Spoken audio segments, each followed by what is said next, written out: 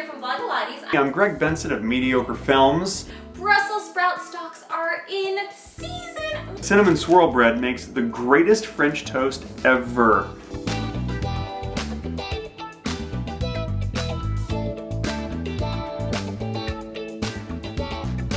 I'm about to start talking to you guys about a food-related movie, but before I do that, you should check out What's in the Fridge, a show that shows you what is in YouTubers' fridges. Let's look in mine. Ah, leftover meatballs. How applicable. Check out What's in the Fridge and subscribe and let them know that Chris Stuckmann sent you. Let me make a quick suggestion. If you guys are in any way hungry before this movie starts, eat. Because you're going to be starving by the time it ends. Better late than never, right? I actually did see Cloudy with a Chance of Meatballs 2 last weekend, but I have been really sick this week and haven't hardly even been able to talk, so I haven't really been able to tell you guys my thoughts on the film, but now I can. So basically in this film, the Fleur or whatever it's called has created an entire island filled with food animals, and some of them are carnivorous, and this scientist who runs this big corporation sends various other people to the island to try to find out what's going on, hopefully to save this island and stop all of this chaos that's creating, because it could possibly spread to other islands. Now I kind of enjoyed the first Cloudy with a Chance of Meatballs. I thought it was a pretty inventive and clever comedy. I liked the humor behind it, I liked the animation, and while this second film still has really good animation and some pretty funny moments, I found it to be a pretty scatterbrained sequel where it wasn't even remotely as inventive as the first one, which is interesting because the main character is an inventor.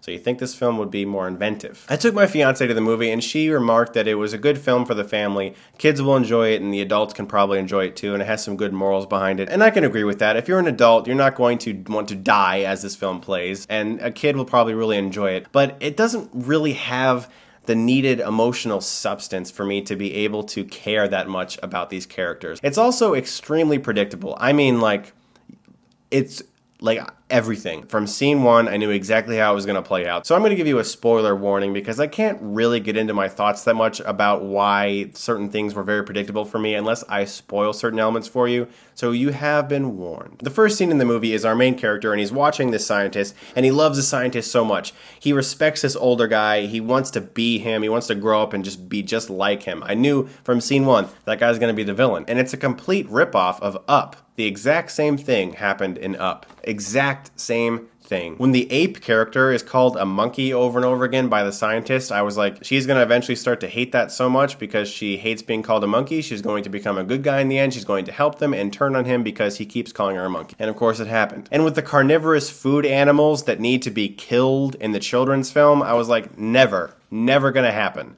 They're going to be lovely animals. They're going to want to take care of their families. And of course, that's exactly what happened. And that's really the thing that bugged me the most about this movie, was it was so predictable and cliched. I didn't find one thing about it that was original or different. It was just like a copy off of other animated films, which was kind of depressing to me because I really liked the first one. So for that reason, I can't really recommend seeing this. It does, however, have really good animation and some funny moments in there, some likable characters, but it is a very predictable movie, and I think there are better family films out there. I'm going to give Cloudy with a Chance of Meatballs 2 a C+.